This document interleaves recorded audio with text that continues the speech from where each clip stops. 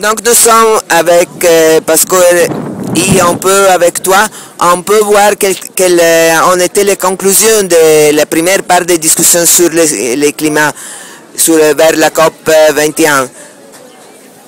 Alors, on vient de passer 2 journées entières ici à Tunis de discuter le climat et la mobilisation autour du climat avec la coalition Climat 21, qui est français mais aussi international, juste avant le début, le commence du Forum social mondial.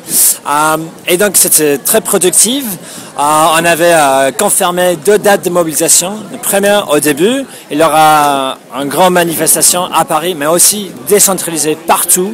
Et pour un début, mais on ne veut pas inviter les politiciens, on ne veut pas être récupéré par les grands chefs d'État. On va mettre un message fort, notre revendication.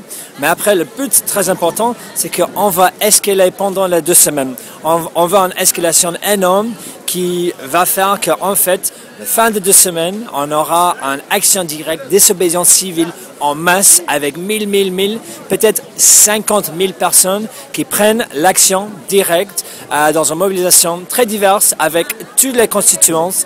Et ça, on est tout d'accord. On ne s'attend à rien de ces négociations. Mais donc, c'est un truc d'un voyage avec les gens. Donc, comment on peut escalader vers le dernier week-end et avoir une action très forte, avec le message très fort qui dit, vous, gouvernement, vous allez signer un accord, on n'est pas d'accord, vous ne nous représentez pas, et nous, on va aller créer notre propre solution et arrêter le changement climatique nous-mêmes.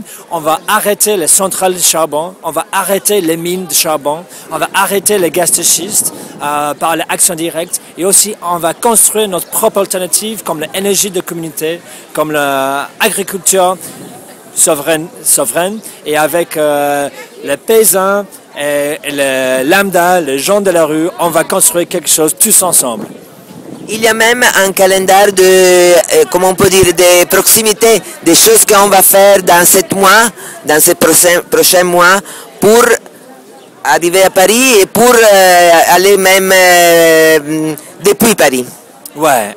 Parce qu'en fait, c'est très important de dire, ce qu'on fait maintenant, c'est pas juste faire Paris, c'est après Paris. On veut construire un mouvement large, divers, avec tout le monde, les radicaux, les moins radicaux, vers messages radicaux. Et donc, la prochaine date importante, c'est, en fait, en avril, il y a une grande date, 18 avril, contre le libre-échange. Il faut faire le lien entre le libre-échange et le climat.